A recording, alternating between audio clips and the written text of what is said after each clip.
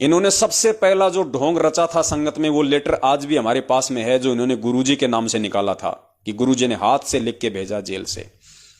क्या ढोंग रचा इन्होंने कि बरवाला आश्रम के पास में 35 एकड़ या पता नहीं 60 एकड़ जमीन आश्रम के लिए लेनी है, गुरुजी का आदेश है, आश्रम के लिए जमीन लेनी है। और जब गुरुजी थे तो गुरुजी ने उसका बयाना कर दिया था, जबकि किया था बयाना मैनेजमेंट ने, गुरुजी ने कोई बयाना नहीं किया। यह बहुत बड़ा एक घटनाक्रम था जो पहले से ही आश्रम में चल रहा था। मार्च 2014 में इन लोगों ने सतलोक आश्रम बरवाला में कुछ पर्चे छपवा के संगत में बांटे थे, जिसमें गुरुजी का आदेश लिखा हुआ बताया था कि मार्च के एंड तक सारनामी भक्तों ने पाठ करवाना जरूरी है और सतनामी भक्तों ने ज्योति करवाना जरूरी है।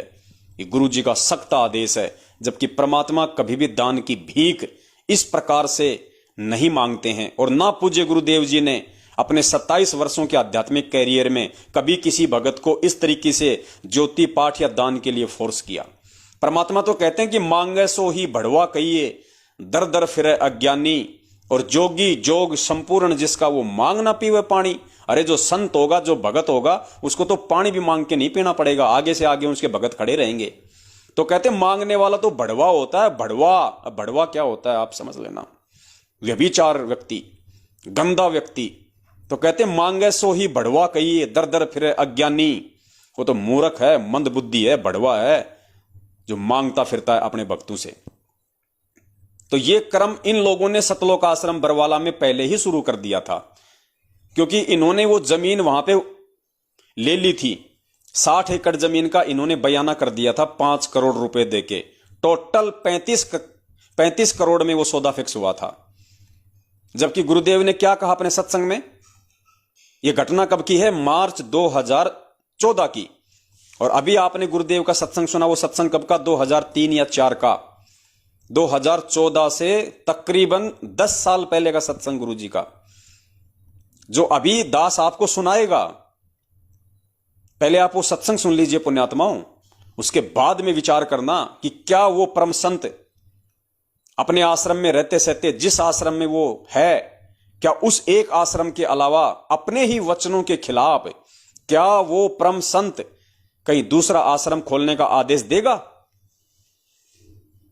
क्या वो परम संत आज हिसार जेल से जगह जगह इन्होंने जो ये फर्जी आश्रम खोल दिए हैं, एक एक स्टेट में इन्होंने, एक एक जिले में, क्या वो परम संत अपने ही सत्संग के खिलाफ, अपने ही वचन को काटता हुआ आज फर्जी आश्रम खोलने का आदेश देगा? जो इन्होंने दिल्ली के मुंडका में खोल दिया, रोहतक के सिंहपुरा में खोल दिया, भिवानी में खोल दिया, जींद में खोल दिया, पता नहीं कहां नेपाल में बन रहा है, कोई उत्तर प्रदेश के शामली में बन रहा है, कुरुक्षेत्र में वो फर्जी आश्रम बन रहा है, पुरुषोत्तम सैनी जिसका संचालन कर रहा है। पुण्यात्माओं, अब ये सत्संग सुनना आप, और धैर्य के साथ में सुनना। वो तमाम आत्माएं सुने जो नाम दीक्षा ले चुकी हैं, जो ऑनलाइन नाम दीक्षा ले चुकी हैं, उनके लिए भी विशेष वीडियो है आगे, ऑनलाइन वालों के लिए भी, किस प्रकार से आप लोगों के साथ में मजाक किया गया है। तो सुनिए पहले पूज्य गुरुदेव जी का यह सत्संग, जिसमें परमात्मा कह रहे हैं कि यह भक्ति मारा गया कोई बालकों का काम नहीं है। ये संत हो गए जगह जगह, इनमें राग द्वेष भरा पड़ा है।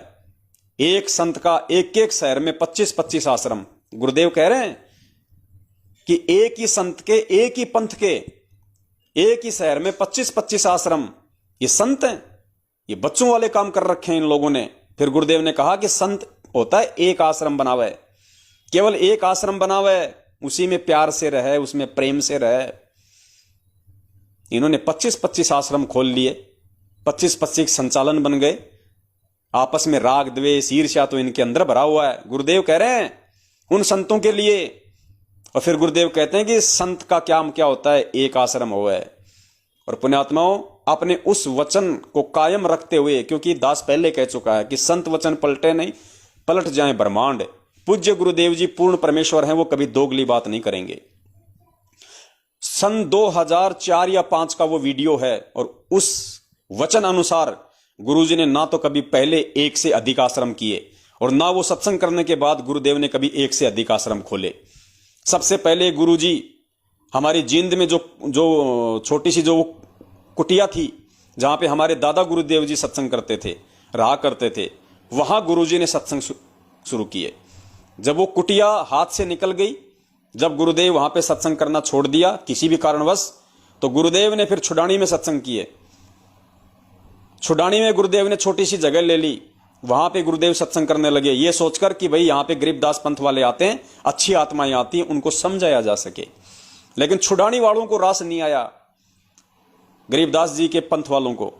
तो गुरुदेव झगड़ा नहीं चाहते, परम संत कभी झगड़ा पसंद नहीं करता। गुरुदेव वहां से छोड़ के आ गए।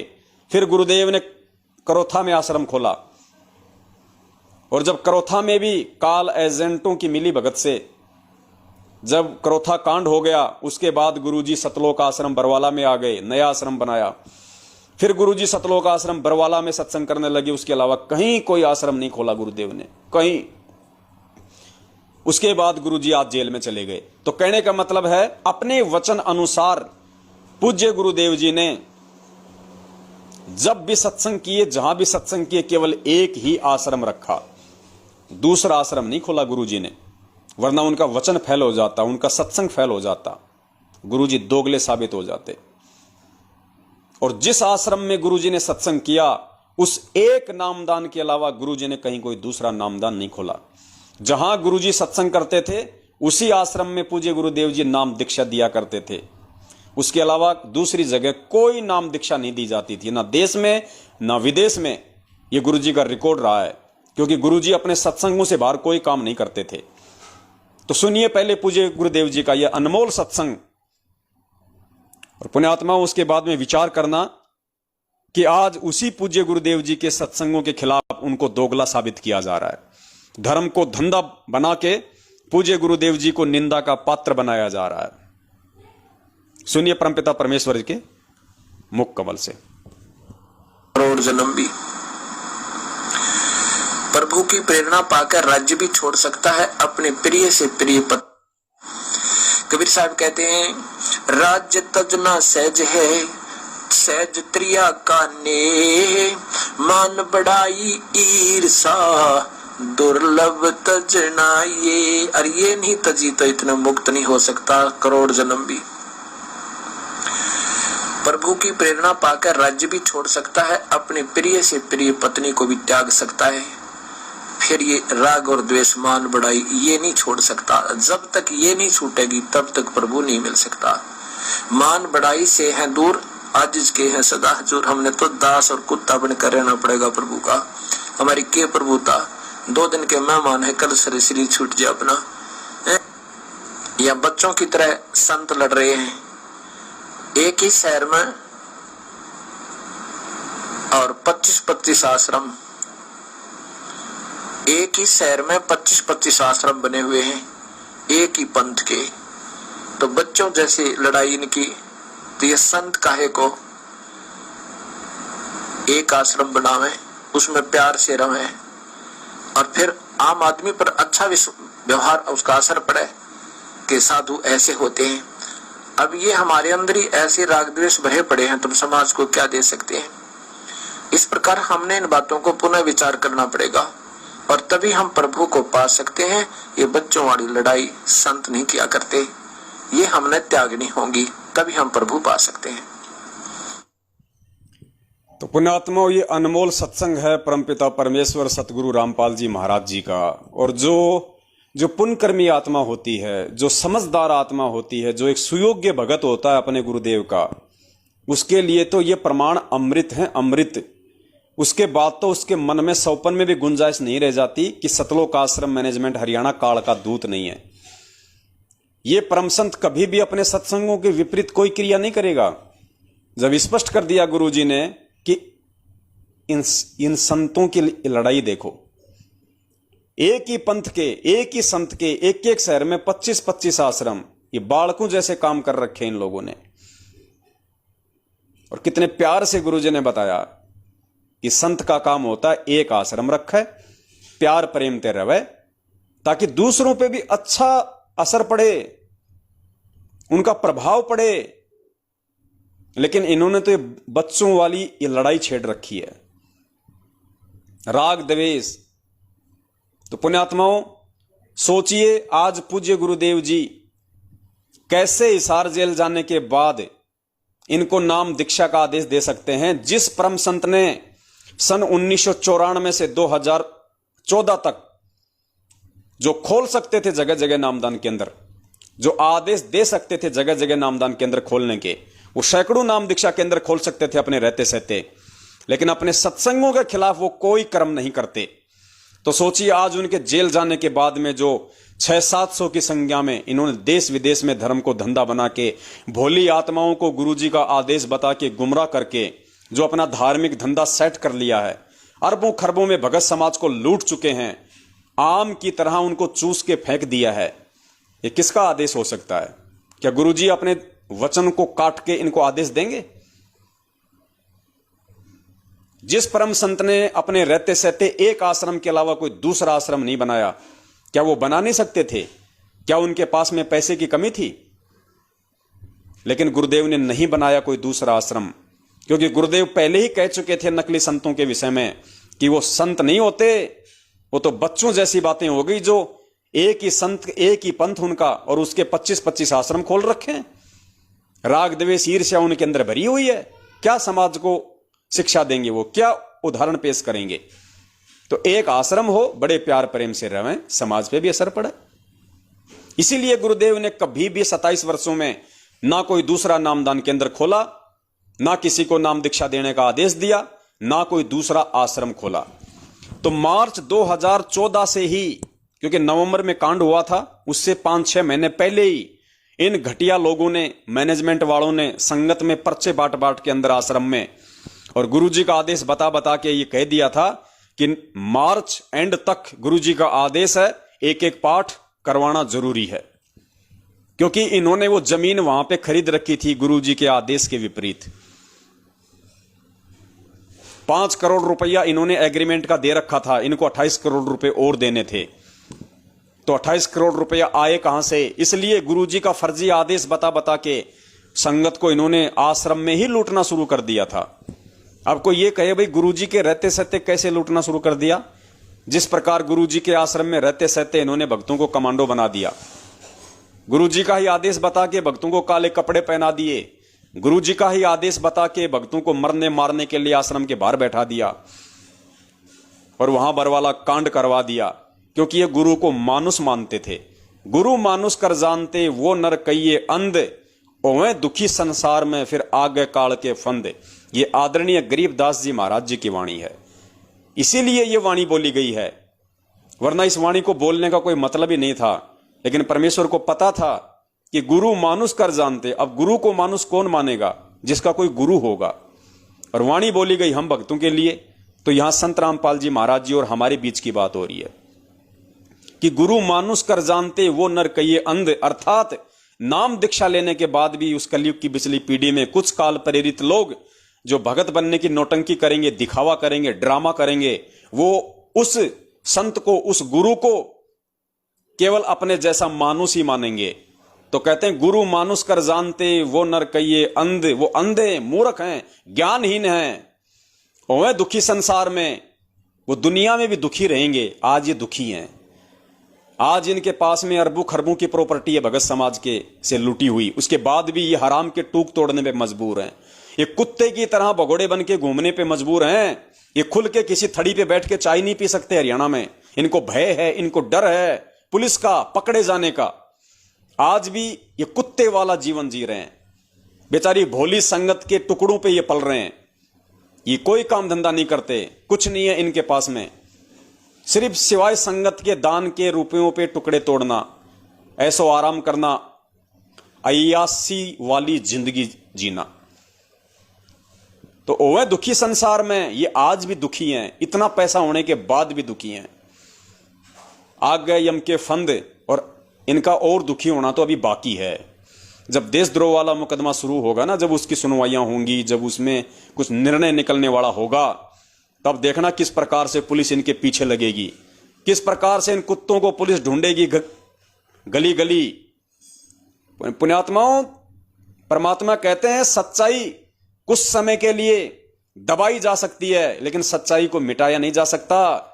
जिन लोगों ने बरवाला कांड करवाया है अपनी उल्टी और काल प्रेरित घटिया हरकतों के चलते, जिन लोगों ने परमपिता परमेश्वर सतगुरु रामपाल जी महाराज जी को अपने जैसा मानुष माना है, एक साधारण संत माना है, और जिन्होंने झूठ पाखंड किया है बरवाला कांड में, गुरु के साथ आश्रम में भक्तों को काले कपड़े पहनाए, कमांडो बनाया, 5 भक्तों की वहां पे मौतें हुई, इतना बड़ा ड्रामा हुआ, जो आज भगोड़े बन के घूम रहे हैं।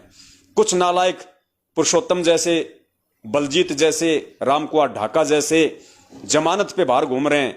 पुण्यात्मा, इन सबको जेल की चक्कियां पीसनी पड़ेंगे, इन सबको जेल के अंदर सड़ना पड़ेगा, क्योंकि भगवान से धोखा करने वाला बच के नहीं जा सकता। कहते हैं राम और राज, इन दोनों से कोई नहीं बच सकता। राम धारा और राज धारा, इन 2 धाराओं से ना कोई बचा है ना कोई बच सकता। राम धारा और राज धारा। तो राम से तो ये बचेंगे कहां, उस अंतर्यामी से तो वो तो जब शरीर छोड़ेंगे तब देखना इनके क्या हाल होंगे ऊपर। लेकिन राजधारा जो कानून है, ये उससे भी नहीं बच पाएंगे, क्योंकि इन्होंने किसी आम व्यक्ति के साथ में छल कपट और धोखा षड्यंत्र नहीं किया। इन्होंने परमपिता परमेश्वर कबीर साहिब जी के साथ षड्यंत्र किया है, और षड्यंत्र ये कर सकते हैं ज्ञानहीनता के चलते, अपने जैसा ही समझ के। संत रामपाल जी का भाई और बरवाला कांड से एक दिन पहले मीडिया के सामने खड़ा होकर पूरी दुनिया के सामने भौंक रहा है, झूठ बोल रहा है कि संत रामपाल जी महाराज आश्रम के अंदर नहीं है, हमने स्वास्थ्य इलाज के लिए उनको हॉस्पिटल में भेज दिया। अरे नालायको, तुम्हारी बातों पे कौन विश्वास करेगा गद्दारों। धारा 144 लग रही है, 25,000 पुलिस फोर्स चप्पे चप्पे पे बंदूक तान के खड़ी है, और तू दुनिया के सामने इतना बड़ा डींग मार रहा है कि हमने संत रामपाल जी को आश्रम से कहीं बाहर शिफ्ट कर दिया, अंडरग्राउंड ले गए थे क्या, कुछ सुरंग बना रखी थी क्या। इतना बड़ा झूठ, इतना बड़ा पाखंड इसने पूरी दुनिया के सामने वहां बोला। और जब मीडिया वाले ने कहा कि जब संत रामपाल जी महाराज जी को तुमने बाहर शिफ्ट कर ही दिया और वो आश्रम में नहीं है, तो क्यों भक्तों को कमांडो बना के खड़ा कर रखा है। पुलिस को अंदर जाने दो, पुलिस अंदर जाके तलाशी ले लेगी। अगर संत रामपाल जी महाराज नहीं है तो पुलिस वापस आ जाएगी। पुलिस का कोई भक्तों के साथ तो झगड़ा है नहीं, महिलाओं और बच्चों के साथ तो कोई लेना देना है नहीं। संत रामपाल जी महाराज जी के नाम के वारंट निकले हुए हैं, पुलिस उनके लिए आई है, और जब वे अंदर नहीं है तो पुलिस को क्यों रोक रहे हो, जाने दो अंदर। नहीं होंगे तो वापस चली जाएगी, काम खत्म। फिर अड़ंग बड़ंग करने लग गया, नहीं जी मैंने वो परसों अखबार में ये पढ़ा वो पढ़ा, डीसी का एसडीएम का वो पढ़ रहा था, हम अपने आश्रम को नाजायज तरीके से सील नहीं होने देंगे, अड़ंग फड़ंग। ये ड्रामेबाज व्यक्ति जो आज भगोड़ा बन के घूम रहा है पिछले 7 वर्षों से, भगत के नाम पे कलंक, भक्ति के नाम पे कलंक, और अपने भाई के साथ में गद्दारी करने वाला, अपने गुरु के साथ में गद्दारी करने वाला, बरवाला कांड की रात को पीठ दिखा के भागने वाला, ये महेंद्र भगोड़ा, जिसके आदेश से आज ये जगह जगह फर्जी नामदान केंद्र खुले हुए हैं, और जिन फर्जी नामदान केंद्रों से आप लोगों ने वो फर्जी डीवीडी से नाम दीक्षा ली है, जिसके आदेश से आपने ऑनलाइन नाम दीक्षा ली है, तो आपने फेरे किससे लिए। आपने फेरे लिए हैं महेंद्र भगोड़े से। आप लोगों ने फेरे लिए हैं महेंद्र भगोड़े के चमचों से, जिनको लेटरिंग ढंग से साफ करना नहीं आता, और वो तुम लोगों को वहां पे डीवीडी से नाम दीक्षा दिलवाते हैं। मंगलवार को दूसरे की सेवा, बुधवार को दूसरे की सेवा है। घर घर में ये कमाल बैठा दिए, घर घर में कमाल। अरे गुरु आदेश देगा किसी एक को देगा। 500 नामदान केंद्रों पे कोई 5000 लोग नाम दे रहे हैं, 5000 लोग नाम दे रहे हैं। बुधवार को तेरी सेवा, बृहस्पतिवार को तेरी सेवा, सप्ताह में एक बार आने का भी उसको पेमेंट मिलता है। धंधा हो रहा है, सेवा नहीं हो रही, धंधा हो रहा है। तो तुम लोगों ने फेरे तो लिए उन 2 कौड़ी के नालायक जीवों से, जिनको अंडरवियर ढंग से धोनी नहीं आती, और तुम्हारी वो वहां पे वो परीक्षा ले रहे हैं। जब तुम नाम शुद्ध करवाने जाते हो, प्रथम नाम सुनाओ, प्रथम नाम की परीक्षा दो, प्रथम नाम सुनाओ। उन गधों को खुद को पता नहीं कि परीक्षा होती क्या है। ये ड्रामा चल रहा है भाई, ये मजाक चल रहा है। दुनिया को क्या संदेशा दे रहे हो तुम।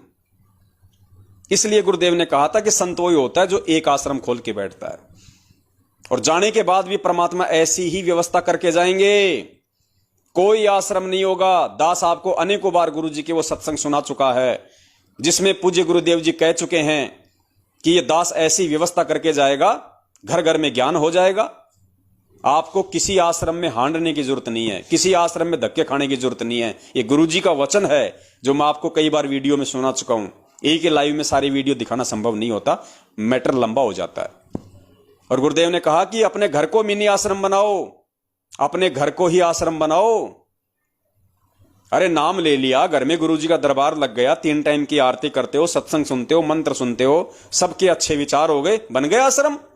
आपका घर ही आपका मिनी आश्रम है, आपको कहां धक्के खाने की जरूरत है। जब तक गुरुजी सहशरीर हैं, गुरुजी जिस आश्रम में रहेंगे और जहां जहां गुरुजी रहेंगे, जब जब गुरुजी हमें आने का आदेश देंगे कि बेटा राजस्थान की संगत जो है मतलब उस तारीख से उस तारीख तक मेरे दर्शनों के लिए आएगी, सत्संग सुनने आएगी। सत्संग तो सब अपने घर पे सुनेंगे। अब तो गुरुजी के दर्शन होंगे आने वाले समय में, सत्संग नहीं करेंगे गुरुजी। गुरुजी तो अगर कभी सत्संग भी करेंगे तो परमेश्वर अपनी अमृतवाणियां सुनाएंगे।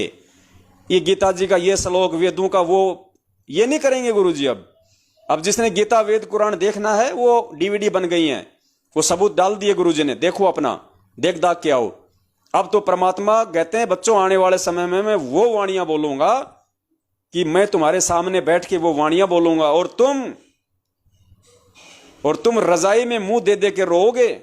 ऐसे ऐसे शब्द मैं उच्चारित करूंगा, वो अमृत वाणियां मैं तुम्हें सुनाया करूंगा। ये कहा है गुरुजी ने सत्संगों में। अब ये ब्रह्मा विष्णु महेश के पीछे नहीं पड़ेंगे गुरुजी, खूब पढ़ लिए गुरुजी। जिसने जानना है, पहचानना है कौन ब्रह्मा है, कौन विष्णु है, कौन महेश है, क्या मरते हैं क्या जन्मते हैं, गुरुजी ने 27 साल से वो निष्कर्ष निकाल के दिया है। वो देखो, अपने घर बैठ के देखो वो डीवीडियां, वो वीडियो देखो गुरुजी के।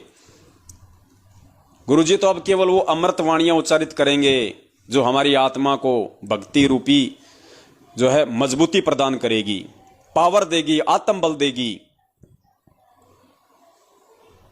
तो इस प्रकार से पुण्यात्माओं सारा का सारा इन्होंने धर्म को धंधा बना रखा है। और इसीलिए गुरुजी ने अनेकों बार नाद और बिंद का भी जिक्र किया, क्योंकि कबीर बीजक में नाद और बिंद का जिक्र है। कबीर परमेश्वर ने कहा था कि ये जो बिंद वाले होते हैं इन्होंने हमेशा मेरे पंथ का बट्ठा बैठाया है। जो बिंद वाले होते हैं, जो परिवार वाले होते हैं, सीधे शब्दों में वैसे तो बिंद वाले कहते हैं जो माता पिता से जो उत्पन्न होता है, लेकिन भक्ति मार्ग में बिंद का मतलब होता है जो परिवार से संबंधित है, उसमें भाई बहन रिश्तेदार सब आ जाते हैं। तो कबीर परमेश्वर ने कहा है कि ये जो बिंद वाले होते हैं, जो मेरे या जब मैं आऊंगा आगे चल के और एक परिवार में आने की जब मैं लीला करूंगा, जैसे परमात्मा गरीबदास जी के रूप में आए, परमात्मा आज संत रामपाल जी महाराज जी के रूप में आए, 650 साल पहले स्वयं आए परमात्मा जोगजीत रूप में। तो जोगजीत रूप में जो परमात्मा का बिंद का था, बिंद का मतलब उनसे पैदा नहीं, जो उनके परिवार का एक हिस्सा था, जिन्होंने उस कमाल को मुर्दे से जिंदा किया था, अपने बच्चे की तरह पाला था, वो कमाल काल का एजेंट साबित हुआ। उसने परमात्मा के मार्ग को दूषित किया, उसने गंदा किया। फिर परमात्मा ने धर्मदास जी के माध्यम से मार्ग को चलाना चाहा, तो काल ने धर्मदास जी के पुत्र नारायण दास के रूप में, गुरुजी ने बताया कि वो मृत्यु अंध नाम का काल का दूत था। मृत्यु अंध नाम का काल ने पहले ही भेज रखा था धर्मदास जी के घर में, उसको पता था। तो उसने मार्ग को दूषित किया। उसके बाद गरीबदास जी महाराज जी, उनके परिवार वालों ने उनकी बात नहीं मानी। उसके बाद आज संत रामपाल जी महाराज जी, खुद उनका भाई काल का दूत बन के पैदा हो गया। रंभ है या कुरंभ है, जय है या विजय है, कौन सा दूत है चारों में से? आज ये खुद कितनी बड़ी गंदगी इस मार्ग में फैला चुका अपनी। खुद काल भगवान की तरह गुप्त रहता है, अपने बाप की तरह। ये खुद काल भगवान की तरह गुप्त रह रहा है, भगोड़ा बन के छुप रहा है। और ब्रह्मा विष्णु महेश की तरह इसने अपने कोऑर्डिनेटरों को आगे खड़ा कर रखा है।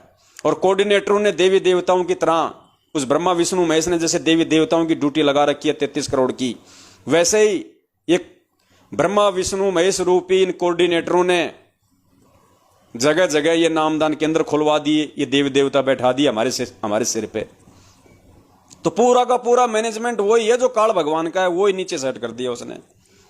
तो पुण्यात्मा बहुत ज्यादा सोच समझ के सुनो ये परमात्मा की वाणी जो किसी भाई ने अपने शब्दों में गाई हुई है, और इसका निष्कर्ष निकालना, इसमें यही समझा रखा है कि जो बींद वाले होते हैं, जो उस परमात्मा के जो परिवार वाले होते हैं, उनके जो बेटा बेटी रिश्तेदार भाई बंधु होते हैं, वो सदा ही इस मार्ग को गंदा करते हैं। इस मार्ग का उन्होंने सदा ही उन्होंने भट्ठा बैठाया है। उन लोगों से आपने कितनी सावधानी रखनी चाहिए कि किनसे? बींद वालों से। और दूसरे प्रकार के होते हैं नाद वाले। नाद यानी वचन के पुत्र, जैसे आप और हम, जितनी भी संगत है वो परमेश्वर के वचन के पुत्र हैं, जिनको नाद पुत्र कहा जाता है। तो दो होते हैं, एक बींद और एक नाद। बींद गुरुजी के परिवार वाले और नाद संगत वाले। तो इस वीडियो में कितनी गहराई से समझाया गया है उन वाणियों को अपने शब्दों में खोल के, कि बींद वालों ने सदा इस मार्ग का भट्ठा बैठाया है। और बींद वाले यदि समय रहते उन नाद वालों के पास में नहीं आए, उन नाद वालों के संपर्क में नहीं आए, जैसा वो नाद वाले उनको समझा रहे थे उस हिसाब से यदि वो नहीं चले, तो बिंद वालों को भी काल भगवान के उसमें जाना पड़ेगा और कोई बचाव नहीं है धरती पे। और फिर आगे चल के इसी वाणी में जो नाद वाले हैं, जो आप और हम हैं, उनके लिए भी परमात्मा ने सख्त हिदायत दी है कि नाद पुत्रों ने, नाद वालों ने अगर कोई पक्षपात किया, नाद वालों ने यदि कोई पक्षपात किया किसी भी प्रकार से, जैसे वो बिंद वाले करेंगे, नाद वालों में भी यदि कोई मान बढ़ाई अहंकार आया, तो वो भी काल की जाल में फंसेंगे। इसलिए पुण्यात्माओं, हमने पक्षपात नहीं करना। पिछले लाइव का वीडियो परमात्मा ने इसीलिए बनवाया था कि किसी भी भगत को विशेष नहीं समझना। ये पवनदास भी दो कौड़ी का जीव है, परमात्मा का ही कुत्ता है। आप भी परमात्मा के कुत्ते हो, मैं भी परमात्मा का कुत्ता हूं। हम सब भगत हैं, हमारा मकसद केवल भक्ति करना है। अरे टीचर के जाने के बाद बच्चे तो आपस में सिलेबस पे डिस्कस करते ही हैं, तो वही तो डिस्कस चल रहा है साध संगति का। इससे तो हमें मजबूती मिलेगी। कोई त्रुटि होगी परमात्मा उसमें सुधार करवाएंगे, शंकाओं के समाधान होंगे। तो ये तो एक गोष्ठी हो रही है, साध संगति हो रही है, जो अति आवश्यक है, होनी थी। ये तो आज से पहले साध संगति नहीं थी, तभी तो धोखा खा गए। तो हम सब एक ही कैटेगरी के हैं, कोई सीनियर नहीं, कोई जूनियर नहीं, कोई छोटा नहीं, कोई बड़ा नहीं, कोई चमार नहीं, कोई ब्राह्मण नहीं। हम सब आत्मा है परमात्मा की, और उस मालिक के नजरों में हम उनके पैरों की जूती हैं। हम उनके पैरों की जूती हैं, हम मालिक के कुत्ते हैं, नौकर हैं उसके। इससे बढ़ के हमारे में से किसी की कोई औकात नहीं है। और यदि कोई जबरदस्ती किसी की कोई औकात समझेगा, वो काल के मुंह में जाएगा। ये वीडियो सुन लो परमात्मा का, जो शब्द हैं परमात्मा के, जिस भाई ने अपने शब्दों में इसको गाया हुआ है। चारों युग प्रमाण है भाई। क्या कह रहा है? चारों युग प्रमाण है भाई, पंथ नाद से ही चल जाई। यानी जो परमात्मा का जो पंथ होता है, चारों युगों का ये प्रमाण देख लो, बिंद वालों से नहीं चलता, परिवार वालों से नहीं चलता। वो तो गंदगी फैलाते हैं। वंशवाद और परिवारवाद तो सबसे बड़ी गंदगी होती है। तो यहां कह रहा है चारों युग प्रमाण है भाई, ये पंथ नाद से ही चल जाई। ये नाद पुत्रों से ही परमात्मा का ये पंथ चलता है। और आज भी ये परमात्मा जो सेवा देंगे आने वाले समय में, चाहे किसी भी प्रकार की सेवा हो, पुण्यात्माओं, जब गुरुदेव आएंगे तो नाद वालों पे ही दया बख्शेंगे। बिंद वालों पे भी दया कर सकते हैं, लेकिन उसी पे दया करेंगे जो वास्तव में भगत बन जाएगा, साध संगति से जुड़ के, गुरुदेव से अपनी तमाम घटिया हरकतों की क्षमा याचना करके और जेल भोग के। क्योंकि बरवाला कांड करवाया है, जेल तो जाना पड़ेगा, सजा तो भोगनी पड़ेगी। तेल लगा हुआ डंडा तैयार रखा, वो तो खाने पड़ेंगे भाई जी। तो कहते हैं चारों युग प्रमाण है भाई, पंथ नाद से ही चल जाई, वचन के पुत्रों से चलता है। चारों युग प्रमाण है भाई, पंथ नाद से ही हो जाई। निर्गुण हो या सगुण हो भाई, नाद बिना ना चले पंथाई।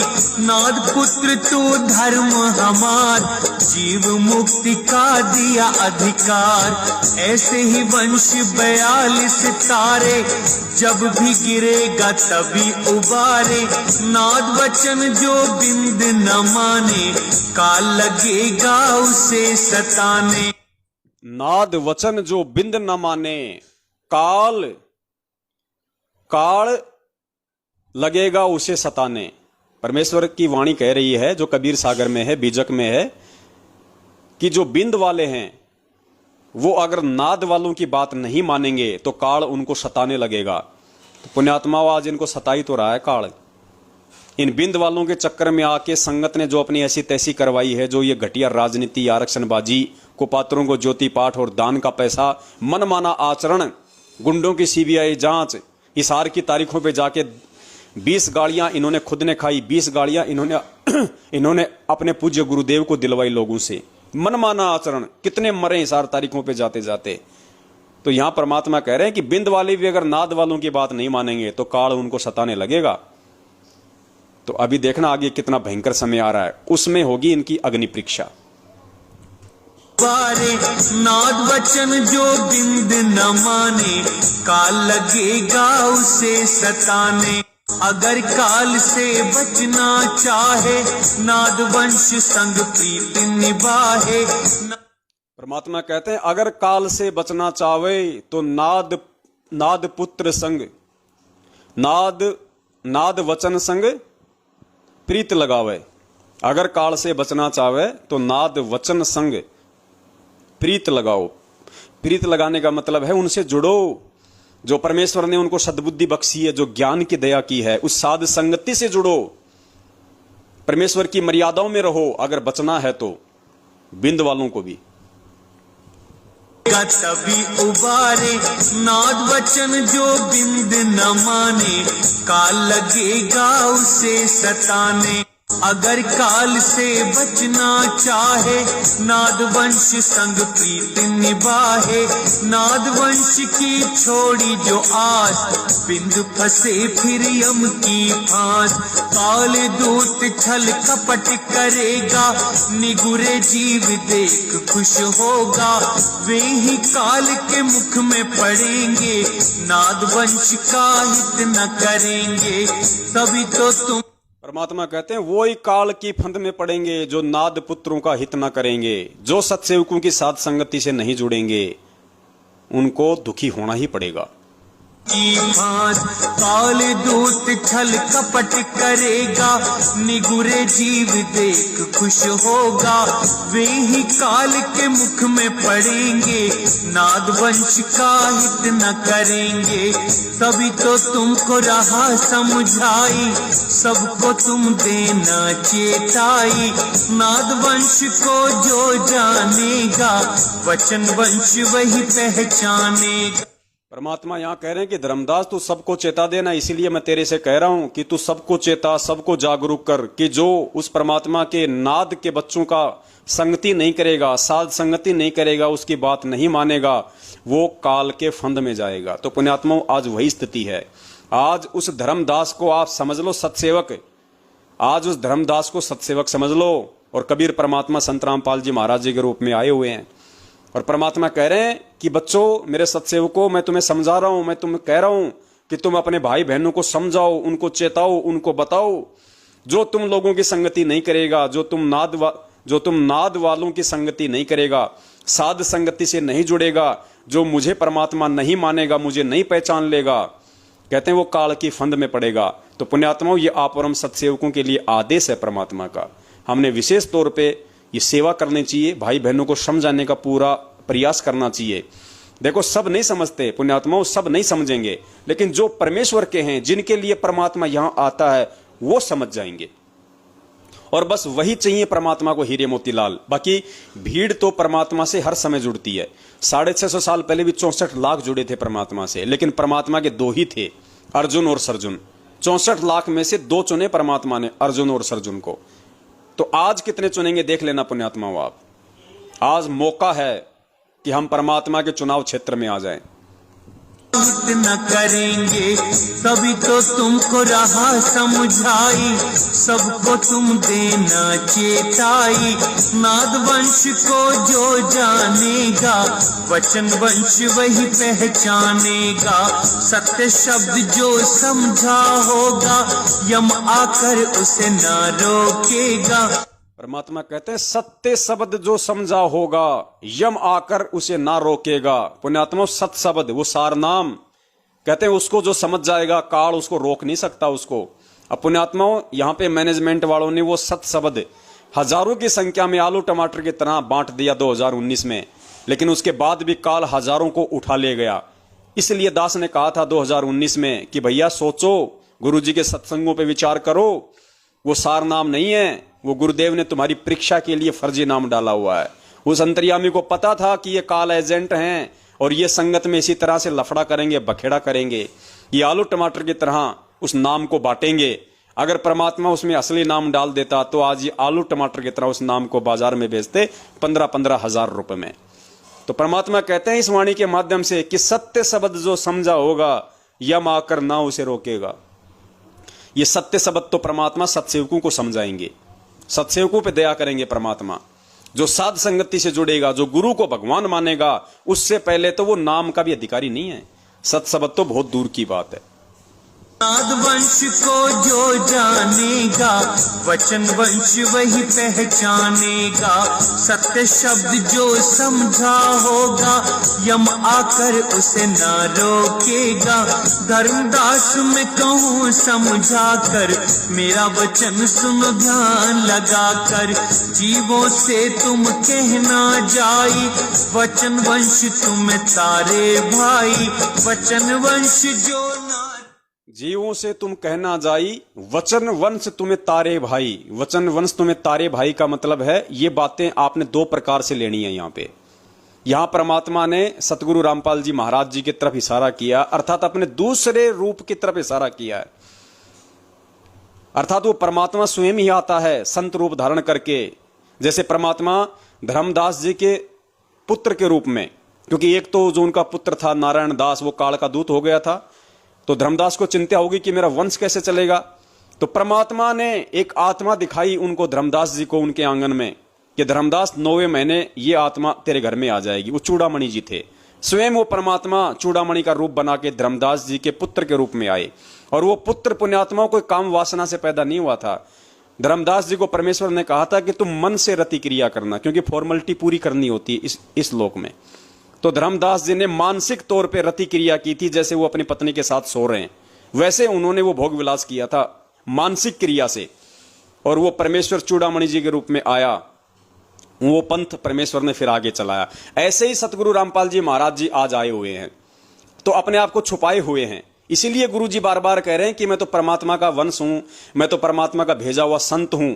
तो इस वाणी में परमात्मा कह रहे हैं कि वचन वंश वो तारेगा भाई। तो यहां एक तरफ यहां पे जो वाणी है वो पूज्य गुरुदेव जी के लिए है, अर्थात उस परमात्मा के लिए, स्वयं के लिए। और दूसरी तरफ आप और हम जो उस परमात्मा के वचन के पुत्र हैं, जो नाद के पुत्र हैं, आप और हमारे लिए हैं कि वचन वंश यानी सत्सेवक कैसे तारेंगे। सत्सेवक कोई मंत्र देके नहीं तारेंगे। सत्सेवक साध संगति के माध्यम से, गुरुदेव के आशीर्वाद से, उनकी प्रेरणा से, जो साध संगति का जो कार्यक्रम, जो ये चलना था, जो पूर्व निर्धारित था, परमेश्वर के मिशन का एक हिस्सा था, इस साध संगति से लोगों को जोड़ के उनको गुरुदेव के विषय में बताना था, समझाना था कि भाई गुरुजी ही परमात्मा है, गुरुजी ही भगवान है। इनको मां के गर्भ से आया हुआ मान के इनका जन्मदिन मत मनाओ, अपने कर्म मत फोड़ो, काल की फर्द में मत जाओ। ये कबीर परमात्मा है, अपने आप को छुपा के आया हुआ है, काल भगवान को धोखा देके आप और हमसे ज्ञान आधार से अपनी पहचान करवाने। और ये 8 सितंबर 1951 को ये प्रकट हुआ है भाई, जैसे गरीबदास जी महाराज जी प्रकट हुए थे। दुनिया की नजरों में तो उन्होंने मां के गर्भ से जन्म लिया था, लेकिन आध्यात्मिक दृष्टि से वो परमात्मा प्रकट हुआ था। तो साध संगति से लोग जुड़ेंगे, उनको मालूम पड़ेगा, गुरुजी को परमात्मा मानेंगे, मर्यादा निभाएंगे, कोई नियम नहीं तोड़ेंगे, और भक्ति और भगवान के प्रति इतने दृढ़ हो जाएंगे कि वो सत्य शब्द के अधिकारी हो जाएंगे। परमात्मा कब उनके अंदर अपनी पावर प्रवेश कर देगा, काल उनका बाल भी बाका नहीं कर सकता। रोकेगा धर्मदास में कहूँ समझा कर, मेरा वचन सुनो ध्यान लगा कर। जीवों से तुम कहना जाई, वचन वंश तुम्हें तारे भाई।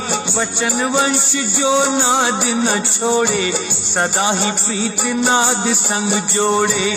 नाथ गोत जो पक्ष करेगा तो दुख में पड़ेगा। आप और हमारे लिए परमात्मा ने कितनी बड़ी हिदायत दी है कि नाद पक्ष जो पक्ष करेगा तो कष्ट में पड़ेगा। हम सत्सेवक यदि कोई पक्षपात करेंगे, यदि कोई मुझ पवन दास को विशेष समझेगा, मुझ पवन दास को कोई विशेष कोई दृष्टि से देखेगा, मैं पवन दास किसी के घर चला जाऊं, किसी को रास्ते में मिल जाऊं तो मेरा विशेष आदर सत्कार करेगा। और एक आम भगत, चाहे वो मैनेजमेंट के साथ में क्यों ना जुड़ा हो, चाहे उसने संकल्प नाम दीक्षा ही क्यों ना ले रखी हो, वो कहीं मिल जाएगा तो उसको विशेष आदर नहीं देगा, सत्कार नहीं देगा। वो कहते हैं वो फिर हो गया पक्षपात। तुमने आत्माओं में भेदभाव कर दिया तो फिर वो काल की फांस में जाएगा।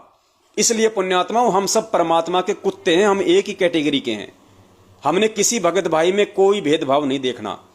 मैनेजमेंट वाला यदि सच्चाई स्वीकार नहीं करता तो उसका कोई दिक्कत नहीं है। हमने वाद विवाद नहीं करना, लड़ाई झगड़ा नहीं करना, हमने समझाना अवश्य है। मानता है तो ठीक है, नहीं मानता तो छोड़ दो। हमने सर्व आत्माओं को एक ही दृष्टि से देखना है। आज जिन्होंने नाम दीक्षा नहीं ले रखी वो भी परमेश्वर के बच्चे हैं, उनके साथ भी हमने प्यार और प्रेम से ही पेश आना है। तो परमात्मा कहते हैं कि अगर नाद वाले भी अगर पक्षपात करेंगे तो फिर वो दुख उठाएंगे। सुनो, जाई वचन वंश तुम तारे भाई, वचन वंश जो नाद न छोड़े, सदा ही प्रीत नाद संग जोड़े। नाद गोत जो पक्ष करेगा तो दुख में पड़ेगा। बहुत प्रकार से तुम समझाए, जो समझे वो दुख ना। बहुत प्रकार से तुम समझाएं, जो समझे वो दुख ना पाए। तो पुण्यात्माओं, आप और हम इस कलयुग के बिचली पीढ़ी वाले जीवों को समझाने के लिए परमात्मा ने कोई कमी नहीं छोड़ रखी। हर प्रकार के सबूत, ये प्रमाण परमात्मा ने साध संगति के माध्यम से प्रसारित करवा दिए हैं। आज कोई भी ये नहीं कह सकता कि जी मुझे सच्चाई का पता नहीं था, मुझे मैनेजमेंट का पता नहीं था। अब तुम वीडियो नहीं देखोगे, तुम नामखंड होने के डर से, अज्ञानता के चलते तुम अगर सच्चाई नहीं देखना चाहोगे तो फिर इसमें हम सत्सेवकों का भी क्या दोष है। मस्तक लाग रही मारे गुरु चरणा की दूर, मस्तक मारे गुरु चरणा की दूर, जब ये धूल चढ़ी मस्तक पे, जब ये धूल धूलिया हो गई दूर, मारे गुरु चरणा की दूर। इड़ा पिंगला जा, इड़ा पिंगला जा,